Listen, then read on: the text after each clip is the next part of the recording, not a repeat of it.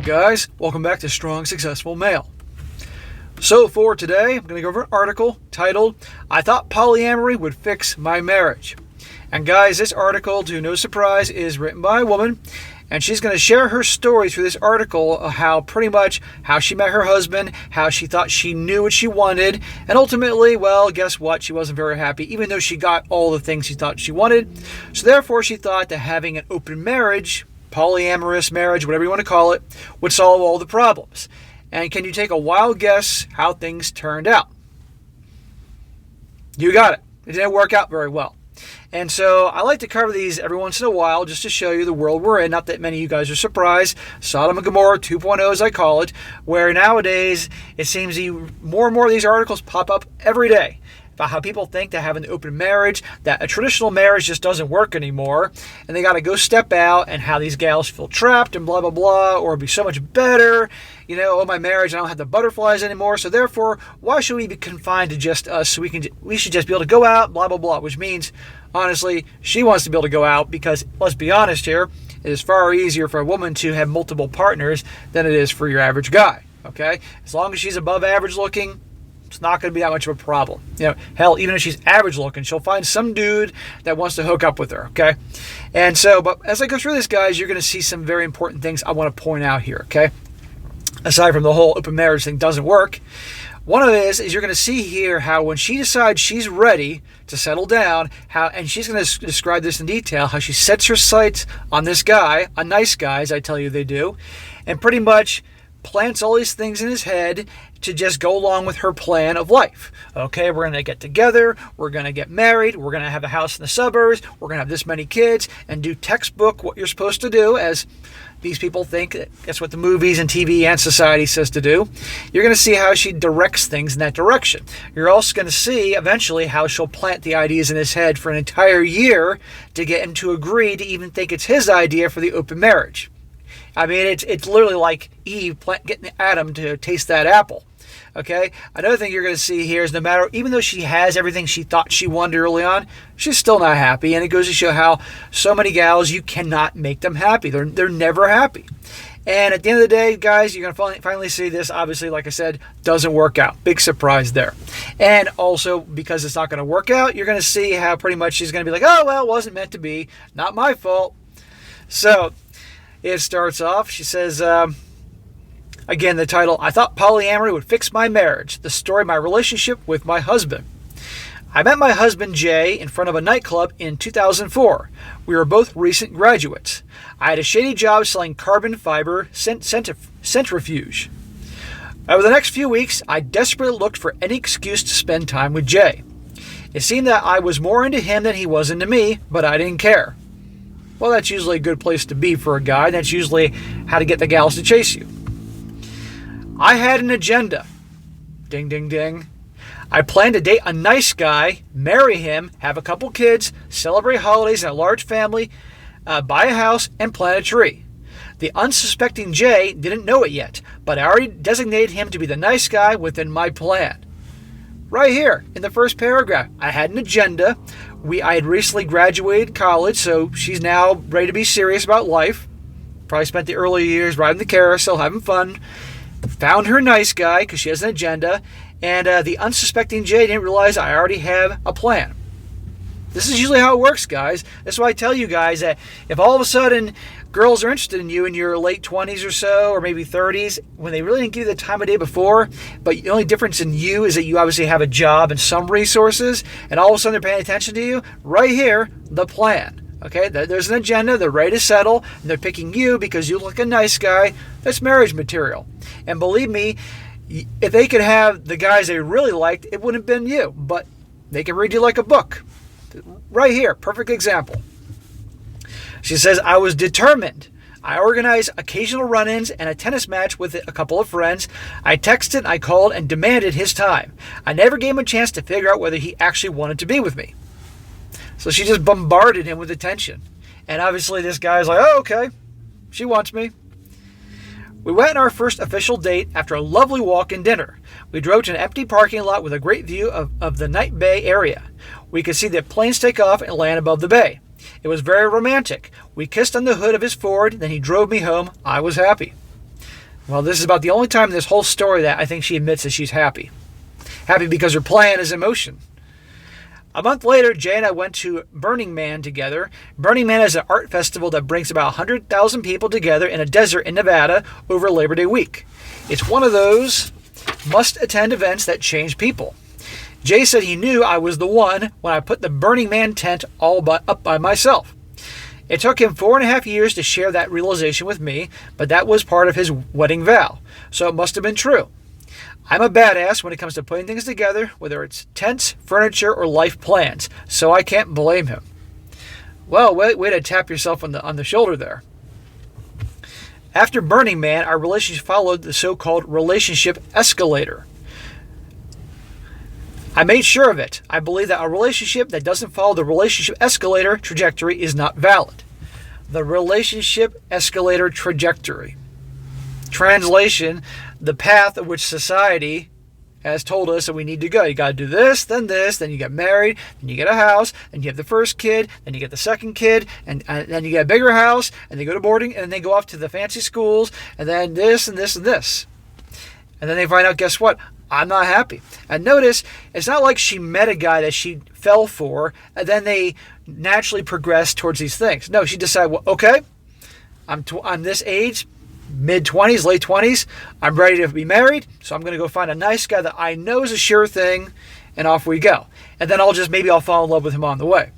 That's why I tell you guys, for the nice guys that think they got that girl, remember, she's not going to look at you the same, she's not going to treat you the same, and she sure as hell is not going to F you the same as the guys that she really wanted. You were a means to an end for her life goals. She says more about the relationship escalator. I've never heard this until now. Relationship escalator is a default set of societal expectations for intimate relationships. The relationship follows a progressive set of steps, each with visible markers towards marriage. Often buying a house, having kids is also part of the goal. See? Jay and I dated, moved in together, introduced our families to each other, got married, bought a house, had our first child, then our second child 3 years later. I didn't know any other way to live because the relationship escalator was all I saw growing up. This was presented to her through countless movies and TV shows, and this is how you're supposed to live. Remember, guys, I mentioned this before, most people in life are sheep, and they're going to go along with whatever the herd is doing. So don't be like that, okay? I hope you watching this channel, you obviously are more of a free thinker, and you think for yourselves, and you're going to do what you want to do, not what society tells you have to do, in the exact way society tells you have to do. Because, let's be honest, most people that go along with what everybody else does are miserable. And you're going to see here, she's not that happy. So that's how relationships always developed in movies and TV shows, books, magazines, and role play with my friends. What'd I tell you? I didn't personally know anyone who lived their life in some other way. Our relationship was progressing as I planned.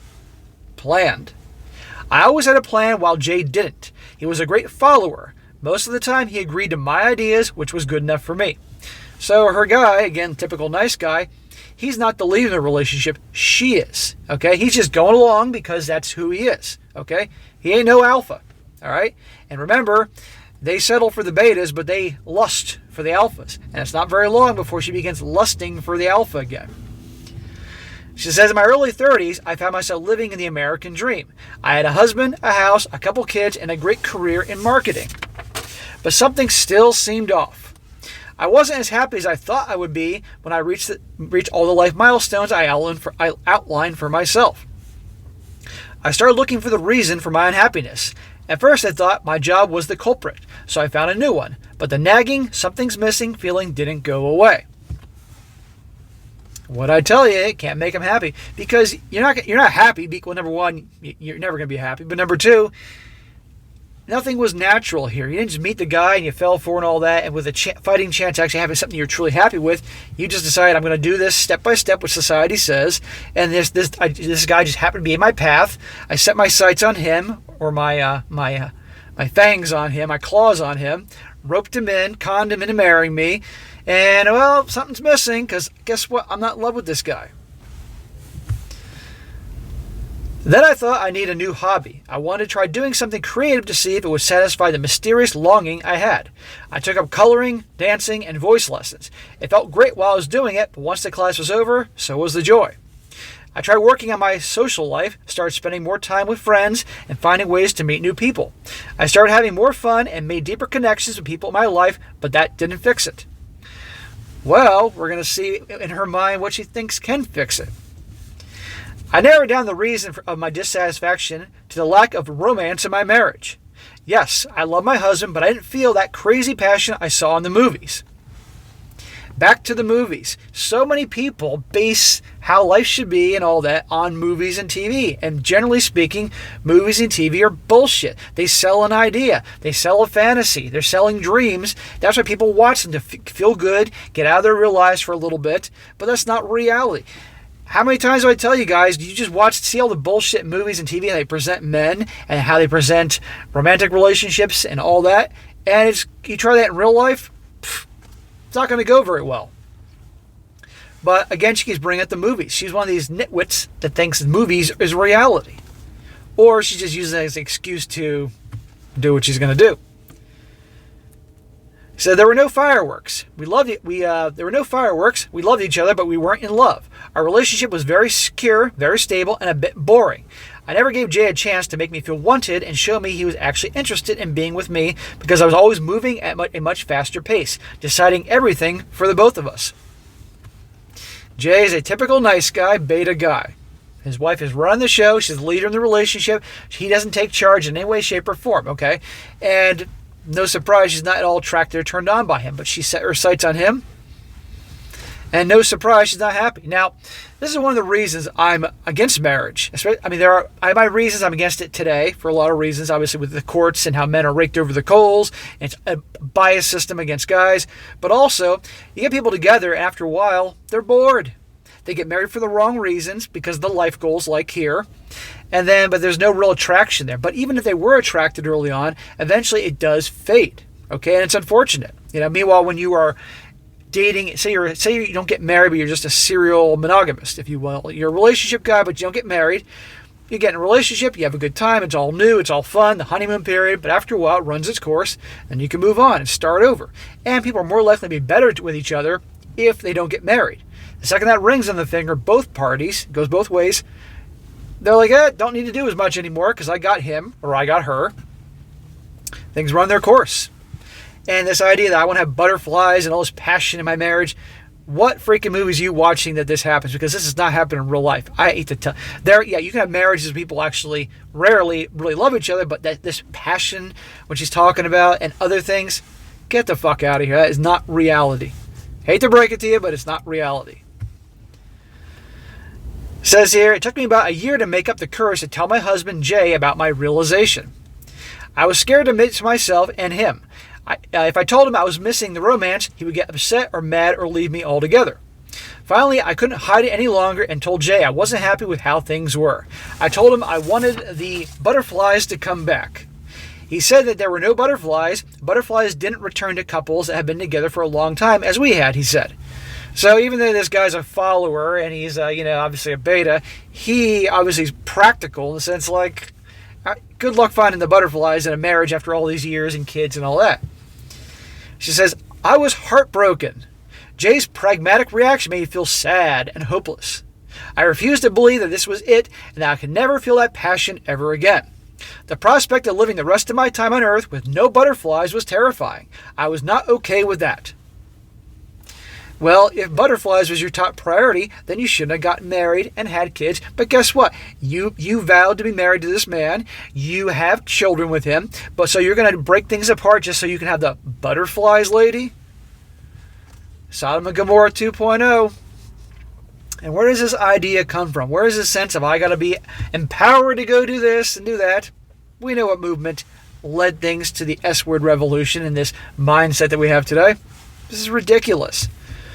But her butterflies are more important than her husband, her vows, her marriage, her kids. She says, as I always do when I face any problem, I researched. How do other long-term couples solve their lack of romance and excitement? Pretty soon I stumbled upon the term polyamory. Polyamory means the freedom to ethically explore feelings and meaningful connections with more than one person and the ability to love multiple people simultaneously. Translation, you want to go out and hook up with other dudes so you can get the magical feeling of butterflies in your stomach and still have your husband and the kids and all that too. The cake and eat it too. If you have to have this, why are you even married, lady? Cake and eat it too. She says, I can do that, I thought. I can explore feelings and connections with multiple people. I must be polyamorous. It just made sense. When I had my second child, I realized my love for the first child had not diminished at all. And if I ever had more children, I'm sure that the love for my first two would not suffer. I still have feelings for my exes that I dated before I met Jay. Maybe those feelings are no longer romantic, but they're still tender and beautiful, and they simply a different kind of love. Here's when she's justifying what she's feeling and about to do. I have a few close friends I love dearly, and when I develop friendships with new people I meet, I still love my existing friends. Sometimes I meet people that are not my friends or family that I generally like or even love. Connecting with people is the most interesting, fulfilling, and beautiful experience one can have. Getting to know people and learning how they think, getting new perspectives on life from people in different backgrounds and cultures, there's nothing more exciting than that. Okay, then you make friends. End of story. It doesn't mean you have to hook up with them. But all this is just trying to give her to justify her actions. And ultimate failure. I started thinking, why was it okay to have many friends but not okay to have many partners? Because you made vows to be with one man. That's why. God forbid you stick to the nuclear family. God forbid you actually stick to the vows. Right there. Why is it not okay to have many partners? Sodom and Gomorrah 2.0, fellas. Why did we, a society, decide that only one person had to meet all our romantic needs? She is selfish. If we applied this logic to friendships, why would we only need one friend to do everything with? It's not the same, lady, and you darn well know it. The tricky part would be to find someone who is into the same set of hobbies as you, who wants to have Chinese for dinner when you do, who would pretty much meet all your personal needs. But that's not how it works. I have friends I play tennis with, and others I take yoga classes with, and some friends I go to for financial advice, while others are great cooking partners. Lady, it has nothing to do with that. You're comparing apples to oranges, but guys, do you see the justification here to do what she does? Meanwhile, this guy, her poor husband here, I'm sure he's a great guy. I mean, he's weak and he's a follower, but I'm sure he's a great guy. This is what he's married to. You think you can ever make her happy? No. My husband had a very special place in my heart and my life. He was my partner in crime, my best friend, but I didn't feel he could meet all my romantic, spiritual, and emotional needs. Well, if you are no longer in love with your husband and all that, then okay. If that's the case and it's all gone and everything, then in that case, amicably end it. Don't manipulate him and try to wear him down and make him fearful that he has to agree to what she's going to propose about the open marriage, open relationship thing. Then you end it, okay? But even then, if you have a lot of good things going, at least try to communicate with him on ways to, spice up the marriage, okay? Start doing more stuff together. Your kid's a little bit older, get some babysitters, go out to eat, go on vacation. Anything you can to spark some things. The butterflies, like you're in college and just meeting a guy for the first time, ain't ever going to come back on that level, but you can still have a good time instead of just doing this and potentially ruining your family. But this is what we have nowadays. And you get all these articles popping about these gals doing these things, so others read them and think, oh, this is a good idea, I can do this too. And they convince their sucker husbands to go along with this nonsense. But if truly someone is not happy with their marriage, that they're fighting all the time and carrying on, and it is dead, then that's different. But then walk away and end it on very amicable terms for the guy. Don't just, trick him essentially into doing what she's going to do. Because it never ends well. And he doesn't deserve that. And guess what? Your kids don't deserve it either. It goes on, as far as I can remember, I'm talking daycare years, I always had a crush on someone. As a teenager, I sometimes liked 2 boys at the same time. Sometimes 3. I felt like I was only allowed to like once, so I made myself choose. Choosing who to like is not an easy task for a teenager, and was usually accompanied by emotional turmoil and drama. Lady, shut up. I'm sure many of you guys are thinking at this point, just shut up. When Jay and I were already dating, I developed a crush on a coworker. Imagine that. I didn't think I was supposed to feel that way since I was in love with my then future husband. Lady, you were never in love with him. Bullshit. You may have found reasons to love him to get what you wanted, but you were never in love with this guy. A guy you were truly in love with, you wouldn't want to do this with, okay? And no. You set your sights on him. You're ready for your nice guy. You were never in love with him. You may have convinced yourself you were, but no. No. I didn't think I was supposed to feel that way since I was in love with my then future husband, so I lied to myself and pretended I didn't care. I waited it out until I changed jobs, and then the feelings eventually subsided. A couple years later, I started liking one of my friends. Then there was another coworker. I did nothing with those feelings except fantasize about the other men during sex, but even that felt wrong. So listen to her. So yeah, everybody can have attraction for other people. Okay, fine, but flat out she's admitting I was with my guy Jay, the guy who was my husband. But meanwhile, I was having crushes on this guy and this guy and this guy. And while I was sleeping with my husband, I was fantasizing about those other dudes. Again, back to the whole, there's no way in hell she was ever in love with this guy. And yes, again, people can have attraction for other people, and it's bullshit to say that other people don't think about others when they're hooking up, but this is taken it to a whole new level. Says, we are so heavily socialized to believe monogamy and marriage that it's hard to imagine any other option. Discovering polyamory was a breakthrough moment for me. There was another way. No, this was your way out. This is a loophole you're trying to find, and now you're going to have to plant the seeds in your husband's head to go along with this. You're going to go break your husband's heart, and who knows if he's in love with you, but I'm sure he's more into you than you're into him, obviously, just so you can get some sausage. And I guarantee once you start getting your sausage, you'll feel like you're missing something else out too, because there ain't no making you happy. I was reading anything I could on the topic. I would fall asleep with Janet Hardy and her ethical SLUT and wake up with Franklin, whatever his name is, more than two. I was constantly exploring polyamory on Reddit and sharing my feelings with my husband.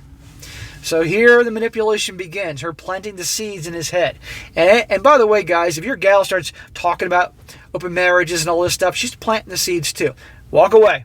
It's over. It ain't going to work. She's already done. And right here you can see she's checked out. Okay? And for God's sake, don't go along with it. She's quoted as saying, honey, did you know what kitchen table polyamory is? It's when you have great relationships with your partner's partner and hang out all together. I would say, oh, wow. Did you know there was a name for a feeling you experience when you are happy that your significant other is sleeping with someone else? It's compersion. Jay, of course, didn't know. Of course he didn't know, because he's not going to explore this bullshit. At first, he didn't even want to know. He wasn't excited about opening up our relationship. He didn't share my enthusiasm about the literature on the topic either. Of course not, because Jay actually has some integrity. He has some respect for the vows you took, okay? He's not going to be researching that, but meanwhile, you are trying what you can to plant the seeds for him to do this, to manipulate him. That's what they do. This goes all the way back to the Garden of Eden with Eve and the apple. Planting the ideas that test, I wonder what that apple tastes like. And dumbass Adam goes and tastes that apple, and here we go. Slowly, he started to warm up to the idea. Probably because he realized that you were planting the seeds and manipulating him, and also because he's probably got fearful. I better do this, otherwise she's going to leave me, as a lot of weak guys have done before, and it never works. We talked about how we both had a wide range of needs, some of which conflicted with others. There was the need of having a secure and trusting connection that can only form over a long time. And at that time, there was the need for passion and excitement, and that was more likely to happen when getting to know someone new. Finally, almost a year after the relationship-defining conversation, we went to a friend's birthday party. That night, we found out that our friends were in an open marriage. They were quite open about being open, so to speak. They lived 15 minutes away from us, and they had kids the same ages as ours. They worked in technology, and they were a lot like us. Seeing them living the lifestyle was the ultimate nudge my husband needed to agree to it finally. Oh, for goodness sake, more constantly reminding him, constantly planting the seeds, constant manipulation to get our hubby to go along with this. It was Jay who brought up the topic on the night of our 7th wedding anniversary. We left the kids with a babysitter and went out for dinner at a cute restaurant. A cute restaurant? I've never been to a restaurant that I would consider to be a cute restaurant. He says, okay, let's start dating other people. My husband said after we finished appetizers. By the end of that dinner, we were both ready to give open marriage a shot. Because you brainwashed him. You spent a year or more brainwashing him, planting the seeds, manipulating him to go along with this. And he probably realized that pretty much it's going to be over, so I just have to do this. Trust me, his initial reaction to this, not being enthusiastic, was the actual, that's how he really felt. She says, the idea of polyamory was a beautiful solution that worked for us for a few years. So she claims. Eventually we realized we were always supposed to be friends and not romantic partners. We have separated and are both a lot happier with our new partners. My journey to polyamory and back was certainly enlightening and life-changing. Polyamory did fix my marital problems, just not in the way I imagined. The end. So just like that, guys, you heard her incessant rambling through this whole 20-some minute thing, 25 minutes where we are at this point in the video story. But the second they started doing it, the paragraph was this long. Translation, a lot of shit went down that she didn't plan on, but she's making it out to be like, oh, well, it was meant to be. We're no longer together. Translation, you can cut through the bullshit and that it didn't work. Okay? It tore them apart. And yes, she was obviously unhappy, but then again, you can see you can never make her happy anyway. It tore it apart just like that. She didn't care about her husband. She didn't care about her kids and all that. And now, guess what? At the end of the day, she's more important than all of them. And now she's claiming how happy she is and everything like that. I hope the dude Jay, now that they're obviously apart and divorced, got the kids, or majority of the time, I hope that he, because obviously he's a relationship guy, if he wants a relationship, he found someone that's actually good and loyal, doesn't want this bullshit. But welcome to Sodom and Gomorrah 2.0. This is the world we live in, guys. So if your wife is proposing open marriage, sorry, brothers, it is over. Move on, because it's not going to work out. And a lot of times these stories go where the guy goes along with it because he's fearful of losing her. And she already has dudes like that. Then usually he meets a woman, and who's obviously more about being exclusive. Now this bullshit. And then he falls for her. The wife realizes she's losing him, gets scared, and I want to close the marriage now. I want to be back together. And he's like, nope, we're done. But to save yourselves a lot of pain, don't go along with this, guys. For you relationship guys, if she proposes an open relationship, open marriage, not going to work. But again, as I mentioned in the beginning, you could see, I talked about how when she sets her sights on something, she went for it. It was all about the life goals and what society said and her idea of how the movies tell you how to live your life. What a load of crap. But this is how a lot of gals think. Okay? And remember, like I said so many times, when they reach a point they're ready to settle, they'll find that nice guy, that sucker, set their sights on him, and do this step 1, step 2, step 3, step 4 on how life is supposed to go. She was never in love with a guy. What a load of crap. So, all right, guys, that is it for today. I thought it'd be a very good one to cover. Just give you a perfect example of what I talk about quite often. Be sure to comment down below. Let me know what you think about this. And, guys, if you have a great story you'd like to share with me or an article, by all means, email it to me, strongsuccessfulmale@gmail.com, and I'll definitely cover it down the road. And also, guys, if you are on Instagram or locals, check me out, Strong Successful Male. And and be sure to like the video, share with your friends, and subscribe. And I'll catch you next time.